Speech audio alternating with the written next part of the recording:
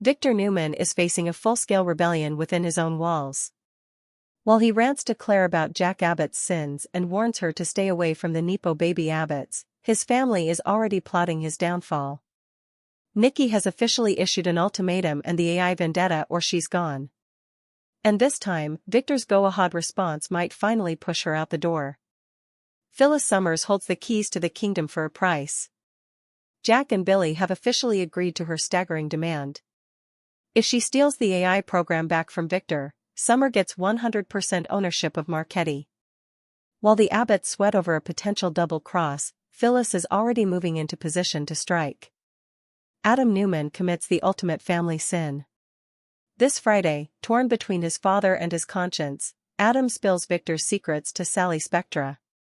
By the end of the week, Sally passes that lethal intel to the Abbotts, but Adam is left facing a crushing ultimatum from Chelsea that could cost him everything. Poor Charles. Wait, wrong town. Genoa City is heating up as Lily catches Phyllis and Kane in a moment of hateful attraction. With Lily's exit looming, this betrayal is set to explode just in time for the holidays. Meanwhile, Noah is left icing his head at Crimson Lights while Nick prepares to force Matt Clark's hand in the search for Sienna. Christmas Eve brings a fragile peace. While Billy and Victoria co-parent with Sally in a surprisingly cozy blended family vibe, Victor finds himself alone with his scotch and his ghosts. As the Christmas Carol rerun on Thursday mirrors Victor's own life, the question remains, will the ghost of Christmas past actually change the mustache's heart? What's up everyone?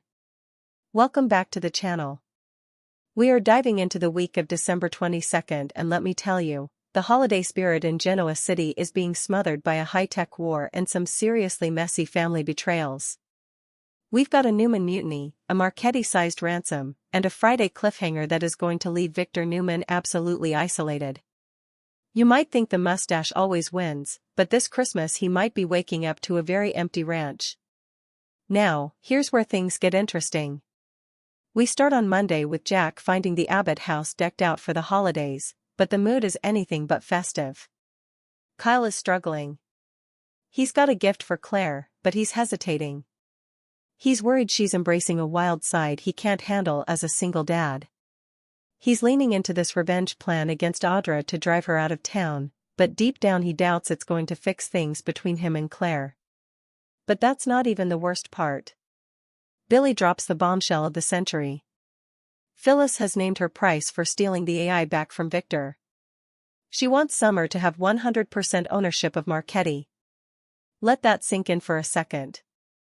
The Abbotts are literally handing over a fashion empire to a new adjacent heir just to stop Victor's digital ghost.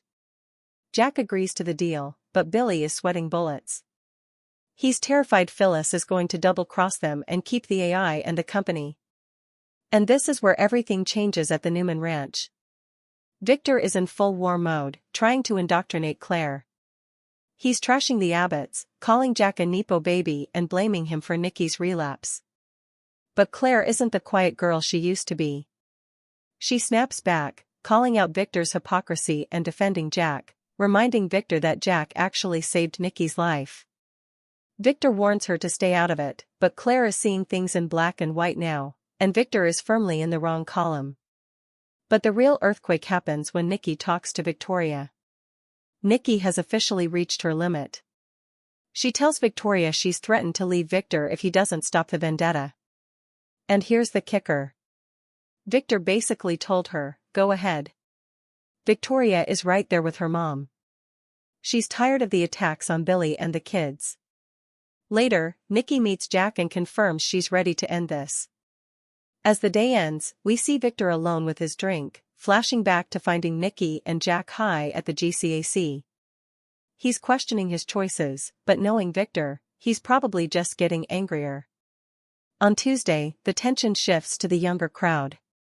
Lily catches Phyllis and Kane getting way too close for comfort point when there's a hateful attraction there that is undeniable. Even though Kane swears he's done with Phyllis with Crystal Khalil heading off on maternity leave soon. This looks like the perfect setup for Lily to ditch Kane and the holidays altogether. Meanwhile, over at Crimson Lights, Noah is icing his head after that park ambush.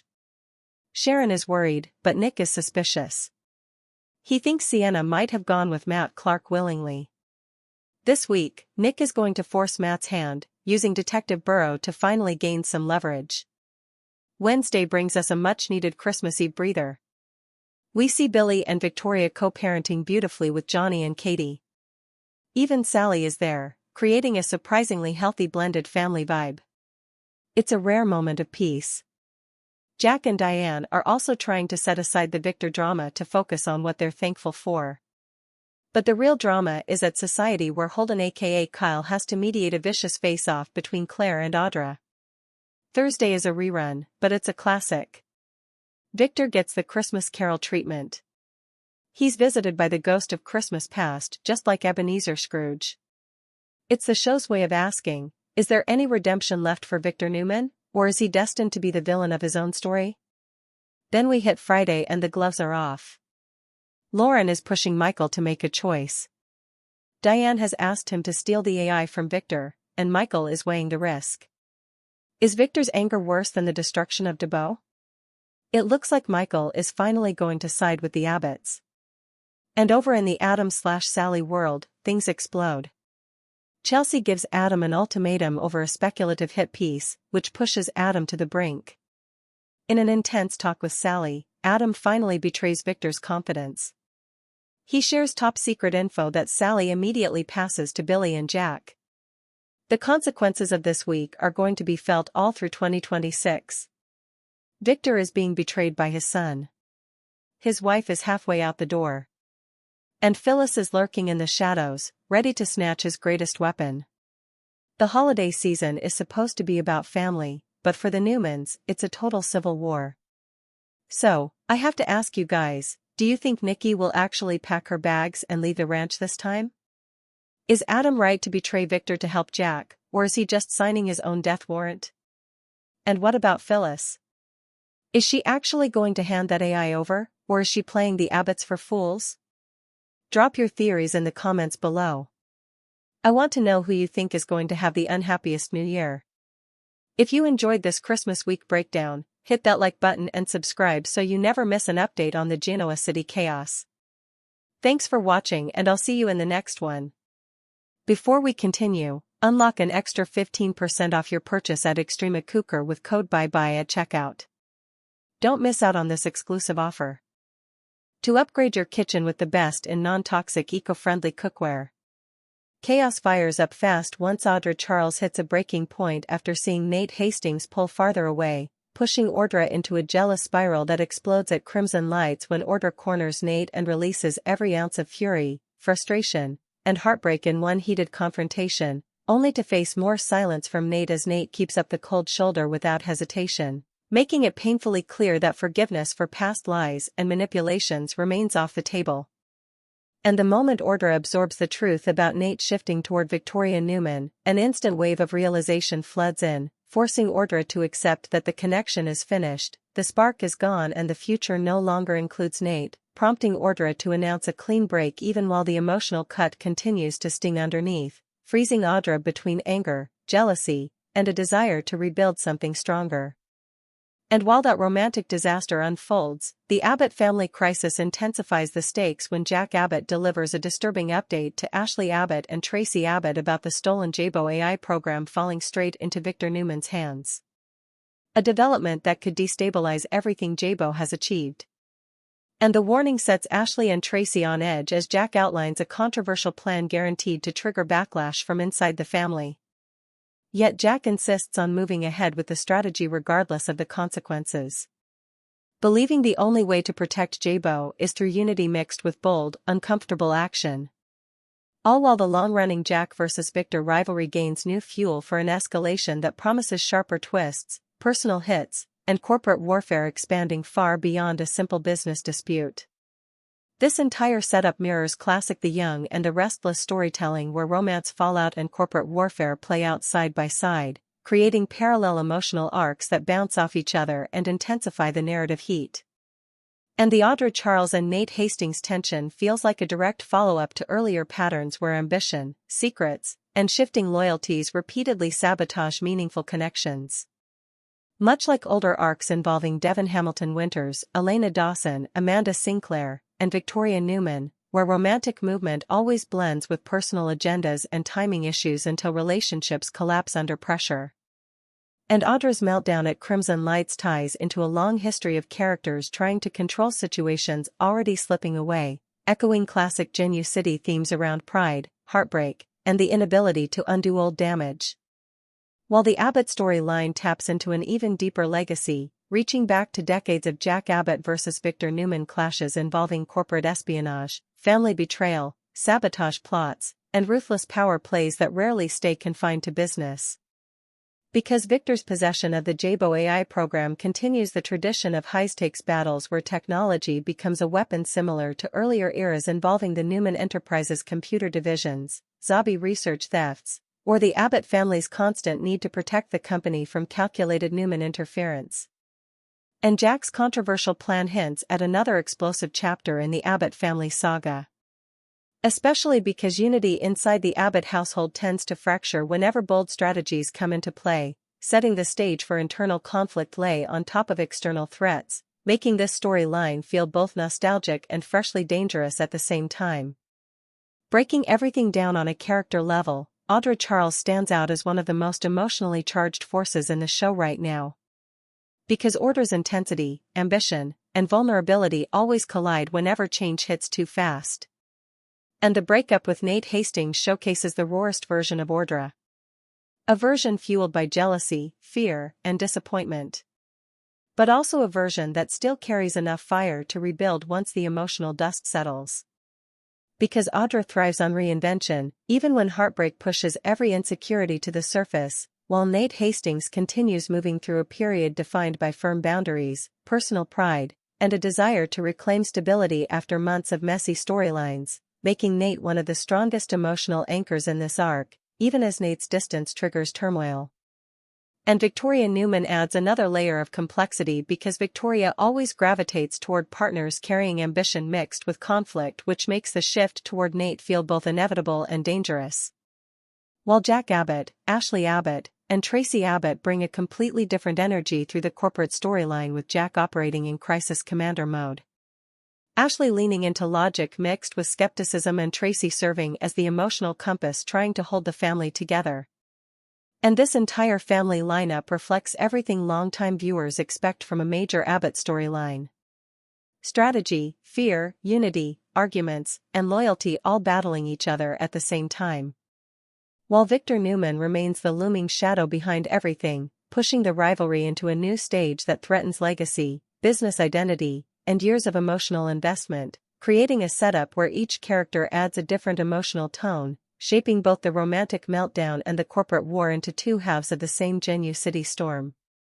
Now, the biggest question goes out to every viewer watching this breakdown, because the moment feels perfect for bold predictions and passionate reactions, especially when the situation around Audra Charles raises questions about whether a full reinvention arc is coming, whether Audra will bounce back stronger, or whether this heartbreak pushes Audra into dangerous territory moving forward.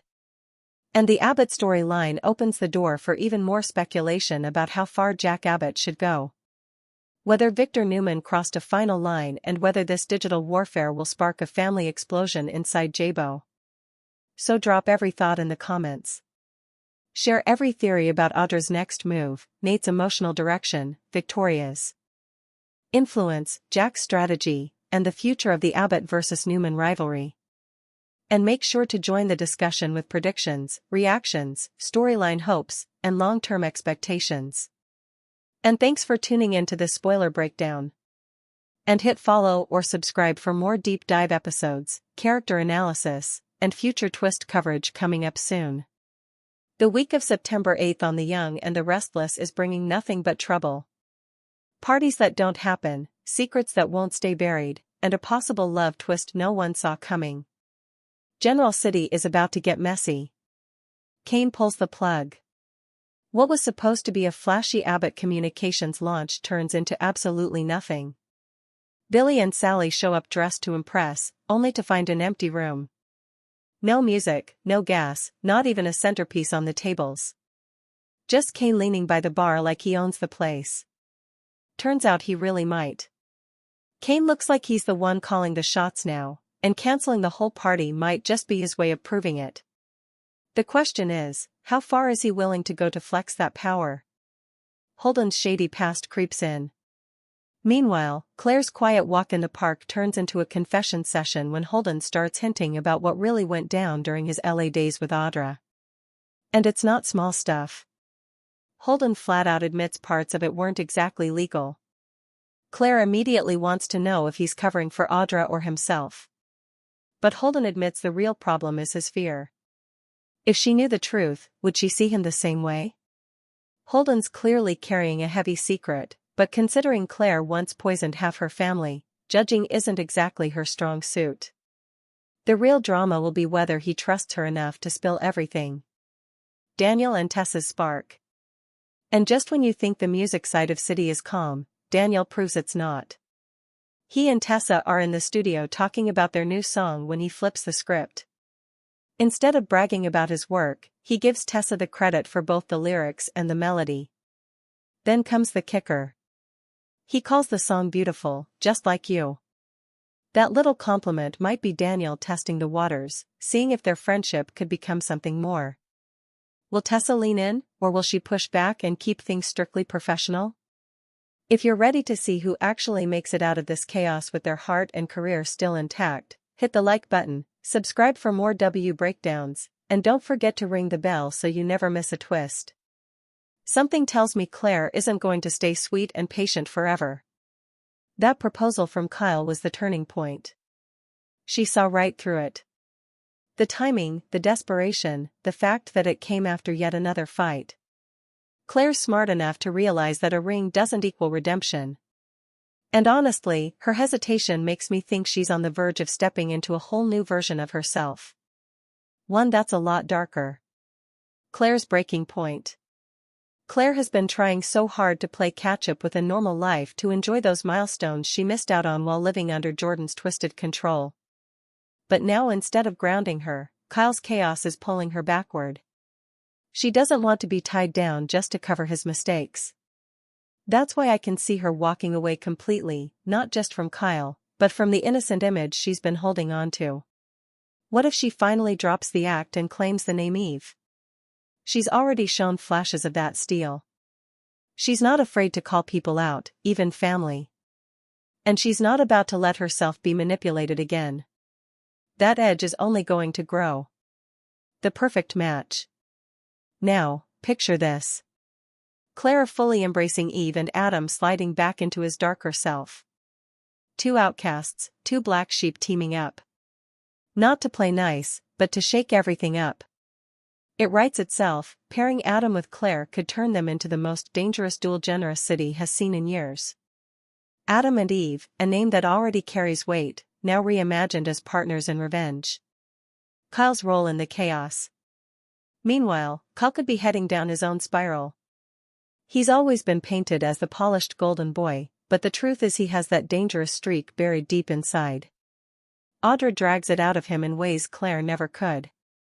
If Claire leaves him, that bad boy energy is going to surface again, and that makes him unpredictable.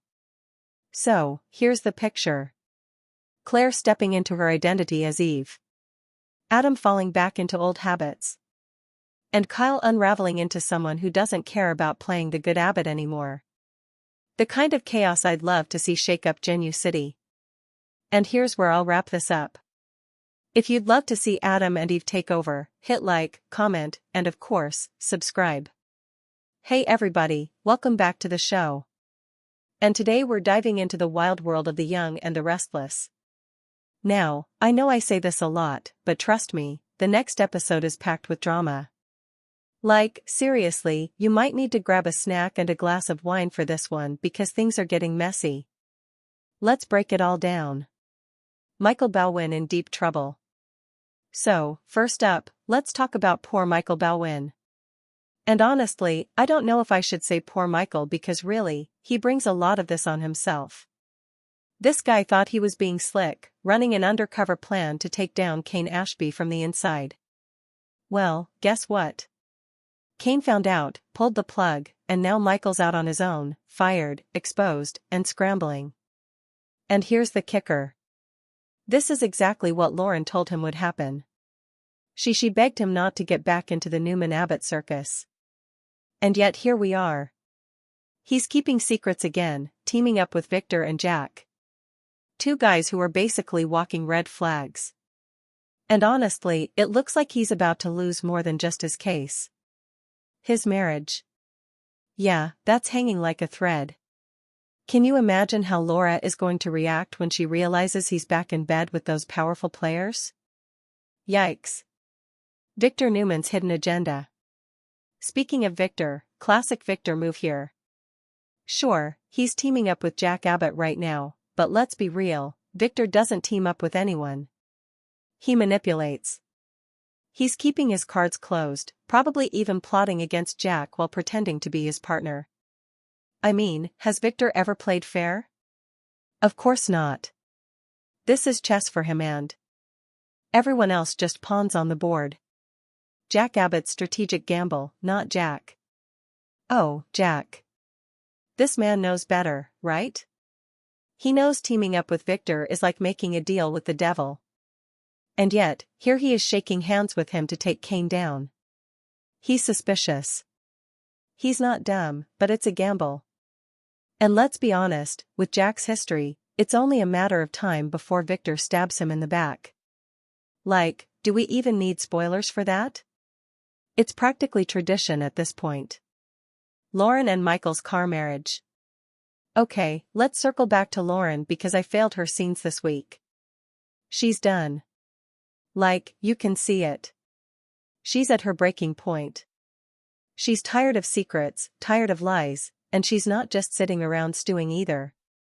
She's out there venting to Nikki Newman at Crimson Lights, basically begging for the truth. And the way she's pressing Nikki, it feels like Lauren's already halfway out the door. Unless Michael changes fast. And knowing Michael, yeah, not holding my breath. Nikki Newman's dilemma. But poor Nikki. This woman is now stuck in the middle. On one side, she's loyal to Lauren, who's just poured her heart out. On the other, she's tied to Victor, maybe even Michael. What's she supposed to do? Spill the truth and risk blowing everything up? Or keep quiet and watch Lauren's marriage implode? Honestly, it's a no-win situation, and I don't envy her at all. Kane Ashby's dangerous rise. And then we've got Kane. Oh boy, this guy is not playing around. He's already made enemies with Michael, Jack, and Victor. That's basically the trifecta of powerful men in Genu City, right? But Kane isn't backing down. He's actually planning a full-on takeover. Spoilers say he's got tricks up his sleeve. Maybe blackmail, maybe sabotage. Honestly, probably all of the above. And the best part, he knows if he does the track first, these guys are going to crush him. So yeah, buckle up. Kane's about to go dark. Foreshadowing in what's next. So what does all this mean? Well, a couple of things feel inevitable. Michael's outside plan to take down Kane. It could blow up in his face. Jack and Victor, the alliance is like a ticking time bomb. Lauren, if she finds out the truth, Michael better be ready for an explosion. Nikki, she holds the keys here. And whatever she decides could tip the balance. And Kane, let's just say, don't underestimate him. He's got surprises coming. Before we continue, transphobia home with Lowe's unbeatable prices, endless options, and expert advice all in one place. From DIY projects to dream renovations, Lowe's is everything you need to make your home shine. You guys, this is big year. We've got power struggles, broken marriages, shady alliances, and dirty tricks on the horizon. Honestly, it feels like every character is one secret away from disaster. So, what do you think? Is Michael about to lose it all? Will Lauren finally walk away? And who's going to outplay who? Victor, Jack, or Kane? We'll find out soon enough. That's all for today's episode of B&B. Thanks for hanging out with me and diving into this roller coaster of drama. Don't forget to hit follow so you never miss a breakdown, and I'll catch you next time. Until then, keep the coffee hot and spoilers hotter. Hey there, Young and the Restless fans. Buckle up because this coming week, September 29th to October 3rd, is about to serve heartbreak, hangovers, and hookups like only Genu City can. Our main players, Kyle Abbott, Clara Newman, and Audra Charles. Three hearts about to collide in the messiest way possible. Let's break down all the juicy drama. First up, poor Kyle Abbott is getting his heart handed back to him. Claire Newman decides it's time to take a break and find herself. Translation: she wants freedom, independence, and maybe a little LA sunshine. Kyle, of course, isn't buying the whole "I just need some space" speech.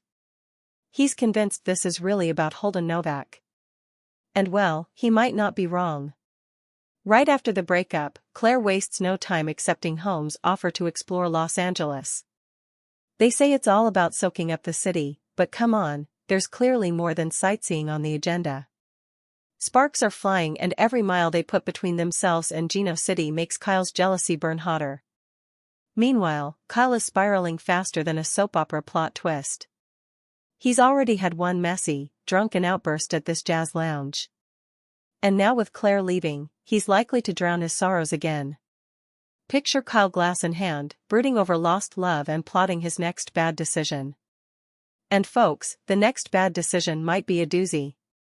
Enter Audra Charles, who's nursing her own broken heart after a failed reunion attempt with Nate Hastings. Rejected, emotional, and probably a little tipsy. Check, check, and check. At Kyle's loneliness, the miss, and you can practically hear the ominous soap music queuing up.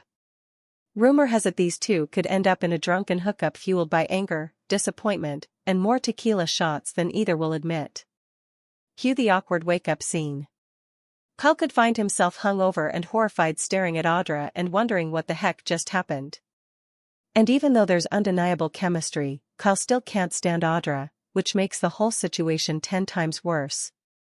He knows this one-night stand could torch any chance of a reunion with Claire, create fresh gossip to keep Geno City buzzing for weeks, cement his reputation as the king of bad decisions. Technically, Kyle's single, but let's be real. If Claire catches wind of this, it's game over for any future recognition. And if Audrey decides to use this little rendezvous to her advantage, how the blackmail meal potential is delicious. Before we continue, unlock an extra 15% off your purchase at Extreme Cookware with code BYEBYE at checkout. Don't miss out on this exclusive offer to upgrade your kitchen with the best in non-toxic eco-friendly cookware. Here's where things stand. Claire is off in LA with Holden, possibly starting a new romance. Kyle is drowning in regret and maybe bourbon. Audra might have the upper hand in his scandal neither of them can take back. So, will Kyle's rebound ruin his shot with Claire forever? Will Holden and Claire turn their trip into something more permanent? And will Audra turn this hookup into her next power play? Keep those remotes ready, war fans. The fallout is about to get messy, and we're here for every delicious second. Forgiveness doesn't come easy in Geno City, and this week, Kane is learning that the hard way. His kids finally know the truth, but whether they're willing to hear him out or slam the door for good is the question everyone's asking. A father's risky move. Instead of running from his mistakes, Kane decides to come clean in the boldest way possible through a heartfelt video message to Maddie and Charlie. In it, he laid out everything. The lies, the schemes, even the infamous Aristotle Zumi's identity. He used to build an empire. To Kane, it wasn't about tricking his family. It was about proving to himself that he could rise above failure. But hearing, "I did it all for us," doesn't automatically erase years of hurt. Kids hold the power. Now the spotlight shifts to Maddie and Charlie. Do they let their father back into their lives? Or do they keep their distance? Kane is desperate for forgiveness, but forgiveness doesn't run on his timeline. Even if they eventually open the door, it won't happen overnight. After all, lies sting hardest when they come from someone you trusted most. Still, there's a chance his honesty could begin to chip away at the walls between them. The bigger picture. This isn't just about a father and his kids. It's about Kane's future. His attempt at redemption could set the stage for more than just family healing. Maddie and Charlie's return would shake up Genu City, especially since Lily has been the one pushing Kane toward this moment of truth. If the kids forgive him, could Lily start to soften, too? A reunion might not happen right away, but sparks of reconciliation are definitely being planted. At the very end of the day, Kane's confession has lit the fuse on a slow burn storyline, one that could restore his family or leave him standing alone. Either way, General City won't stay quiet for long. And that's the kind of drama we live for. Make sure to like, subscribe, and turn on notifications so you don't miss what happens next in this messy redemption arc. Alright, let's talk Kane Ashby. Something about his recent moves with Victor just feels off. Could Kane actually be set in a trap for Victor? Remember, Kane managed to hide behind the Aristotle Zooms persona for 6 years. The guy isn't just smart, he is meticulously cunning. So, when we see him letting Victor back into what looks like an extortion corner, it raises eyebrows. Maybe Kane's letting Victor think he's in control, but is he really? In WER's August 25th episode, Victor comes at Kane hard.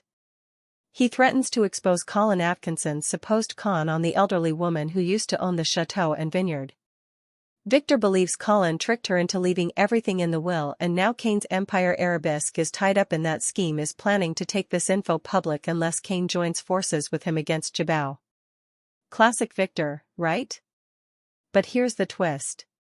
Kane's reaction isn't what you'd expect.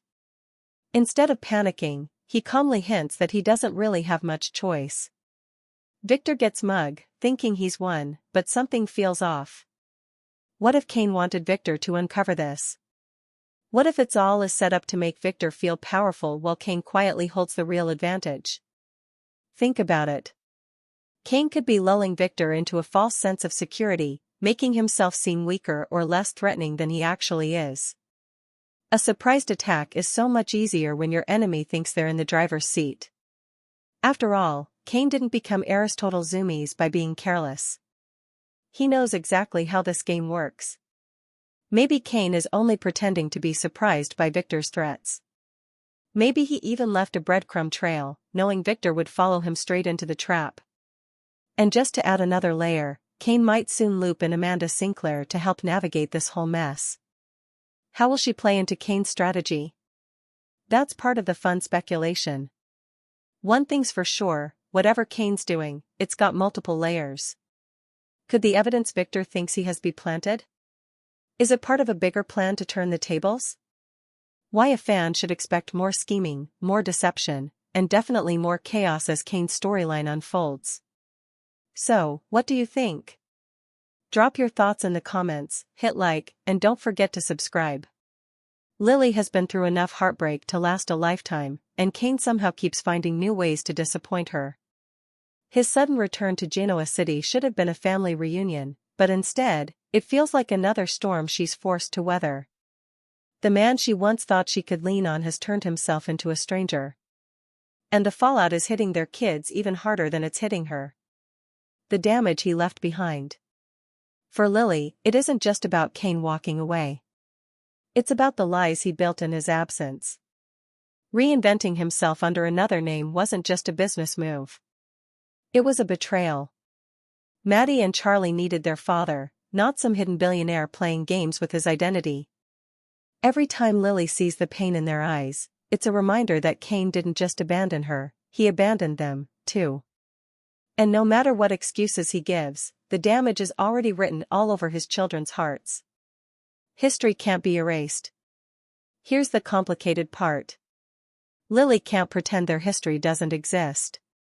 They've shared love, loss, and countless second chances. Deep down, there's still a pull, a dangerous spark that hasn't burned out.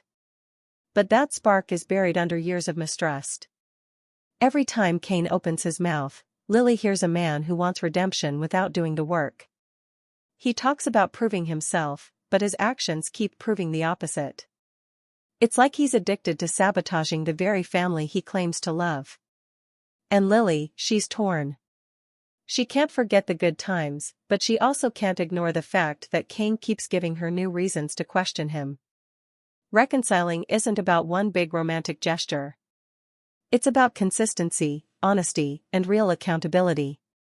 none of which Kane has shown a future hanging in the balance.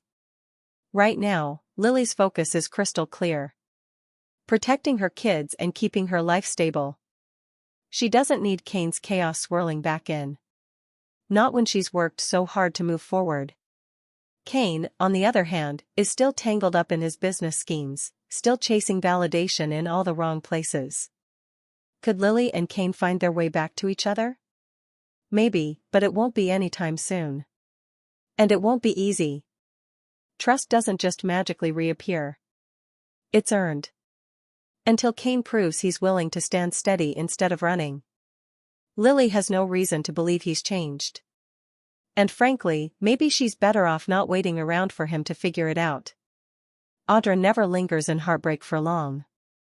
And it looks like her latest downfall with Nate is about to launch her straight into rebound territory. Her secrets have blown up in her face. Her man's done with her games. And now the